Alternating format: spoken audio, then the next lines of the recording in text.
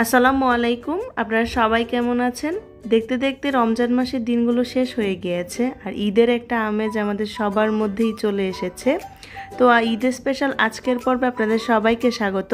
ঈদের দিন আমরা কম বেশি সবাই ডেজার্ট আইটেম তৈরি করে থাকি আর এই পুডিং আমরা কম বেশি সবাই বানাতে জানি। তারপরেও আজকে আমি আপনাদের কিছু গোপন টিপস সহ ফেলে দেওয়া ওয়ান টাইম বাটিতে কিভাবে সিলভারের হাঁড়িতে পুডিং তৈরি করবেন আর এই পুডিং হবে ভীষণ মজাদার, সেই রেসিপিটাই তৈরি করে দেখাবো। সেজন্য এখানে আমি এরকম একটা ওয়ান টাইম বাটি নিয়েছি আর এইরকম ওয়ান টাইম বাটি আমাদের সবার বাসায় কম বেশি বিভিন্ন খাবারের সাথে এসে থাকে। আর এই ওয়ান টাইম বাটিগুলো কিভাবে ফেলে না দিয়ে কাজে লাগানো যায় পুডিং তৈরির মাধ্যমে আমি আপনাদের দেখাচ্ছি। তো ওয়ান টাইম বাটিতে আমি এখন ক্যারামেল ঢেলে নিব, সেজন্য আমি এখানে ক্যারামেলটা আগে তৈরি করে নিচ্ছি। তো প্যানের মধ্যে আমি 2.5 টেবিল চামচ চিনি দিয়েছি। চুলার আঁচ মিডিয়ামে রেখে প্রথমে আমি প্যানটাকে গরম করে নিয়েছিলাম। পুরো ক্যারামেল তৈরি করার সময় চুলার আঁচ আমি মিডিয়াম থেকে একটু লোতে রাখবো। তো এখন দিয়ে দিচ্ছি 2 টেবিল চামচের মতো পানি। চিনির মধ্যে বাদামি কালার আসা পর্যন্ত আমি কিছুক্ষণ অপেক্ষা করছি। যখনই দেখব চিনির মধ্যে এরকম বাদামি কালার চলে এসেছে তখন একটা স্প্যাচুলা দিয়ে কালারটাকে নেড়ে চেড়ে মিশিয়ে দিব। এতে করে সম্পূর্ণ চিনির মধ্যে বাদামি কালার চলে আসবে। দেখতে পাচ্ছেন পুরো চিনিটাই কিন্তু এরকম লাইট ব্রাউন কালার হয়ে গিয়েছে। যখনই দেখবেন চিনিটার মধ্যে এরকম লাইট ব্রাউন কালার চলে এসেছে তখনই সঙ্গে সঙ্গে চুলাটাকে বন্ধ করে দিতে হবে। তো আমি চুলাটাকে বন্ধ করে দিয়েছি আর একটা স্প্যাচুলা দিয়ে ক্যারামেলটাকে আমি এরকম ভাবে নেড়ে নেড়ে 10 সেকেন্ডের মতো একটু ঠান্ডা করে নিব। তো দেখতে পাচ্ছেন ক্যারামেল কিন্তু পারফেক্ট ভাবে তৈরি হয়েছে। আর আপনারা যদি সম্পূর্ণ টিপস ফলো করে এরকম ভাবে বাসায় ক্যারামেল তৈরি করেন আপনাদের ক্যারামেলও এরকম পারফেক্ট হবে। কথা বলতে বলতে ক্যারামেলটাকে আমি ঠান্ডা করে নিয়েছি। এখন ক্যারামেলটাকে ওয়ান টাইম বাটিতে ঢেলে নিচ্ছি।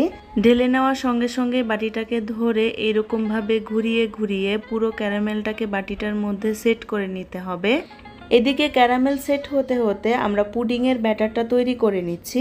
তো সেই জন্য এখানে আমি এরকম 4টা ডিম নিয়েছি আর ডিমটাকে আমি রুম টেম্পারেচার করে নিয়েছি। এবারে ডিমগুলোকে আমি 2 থেকে 3 মিনিটের জন্য ভালো করে ফেটিয়ে নিচ্ছি। এতে করে অন্যান্য উপকরণগুলো ডিমের মধ্যে মেশাতে সহজ হবে। এখন দিচ্ছি 1/3 কাপ গুঁড়া দুধ। এখানে আমি ডিপ্লোমা ব্র্যান্ডের গুঁড়া দুধ নিয়েছি, আপনারা চাইলে যে কোনো ব্র্যান্ডের গুঁড়া দুধ ইউজ করতে পারেন। দিচ্ছি 1/3 কাপ চিনি, 1/4 চা চামচ ভ্যানিলা এসেন্স ও স্বাদমতো লবণ। এখন সবকিছুকে আমি আবারও ভালো করে মিশিয়ে নিচ্ছি যাতে ভালো করে চিনিটা গলে যায় আর গুঁড়ো দুধের কোনো লাম্পস যেন ডিমের ব্যাটারের মধ্যে না থাকে। আর এটা মেশাতে আমার প্রায় 2 থেকে 3 মিনিটের মতো সময় লেগেছে। তো মেশানো হয়ে গিয়েছে, এখন এতে আমি দুধ এড করব। তো এখানে আমি 1.5 কাপ পরিমাণে লিকুইড গরুর দুধ দিচ্ছি। এখানে আমি 3 কাপ পরিমাণে লিকুইড গরুর দুধ ঘন করে জাল দিয়ে 1.5 কাপ পরিমাণে করে নিয়েছি। তো দুধটাকে আমি ভালো করে ডিমের ব্যাটারের সাথে মিশিয়ে নিচ্ছি।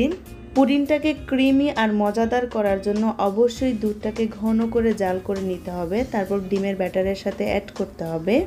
এবারে দুধ আর ডিমের মিশ্রণ তৈরি হয়ে গিয়েছে আর এর পাশে দেখতে পাচ্ছেন ক্যারামেলটা পুরোপুরি সেট হয়ে গিয়েছে আর বাটিটাকে এরকম কাত করে ধরার পরেও ক্যারামেলটা পড়ে যাচ্ছে না। এখন আমি দুধ আর ডিমের মিশ্রণটা এখানে ঢেলে নিব। এখানে ঢালার আগে দুধ আর ডিমের এই ব্যাটারটা আমি একটা ছাঁকনি দিয়ে ছেঁকে নিয়েছি। এতে করে পুডিংটা অনেক ফ্লাফি আর স্মুথ হচ্ছে। বাটিটা পানির ভাবে বসিয়ে আমি পুডিং তৈরি করে নিব। সেজন্য এখানে আমি এরকম একটা সিলভারের হাঁড়ি নিয়েছি আর এখন এতে পর্যাপ্ত পরিমাণে পানি দিয়ে দিচ্ছি। এখন এর মধ্যে একটা স্ট্রেনার এইরকম ভাবে উল্টিয়ে বসিয়ে দিচ্ছি। আপনারা চাইলে এখানে টিস্যু অথবা কিচেন টাওয়ালও ব্যবহার করতে পারেন। এবারে আমি বাটিটাকে হাঁড়ির মধ্যে রেখে একটি ঢাকনা দিয়ে ঢেকে দিচ্ছি। তারপর হাঁড়িটাকে ধরে আমি চুলার মধ্যে বসিয়ে দিচ্ছি।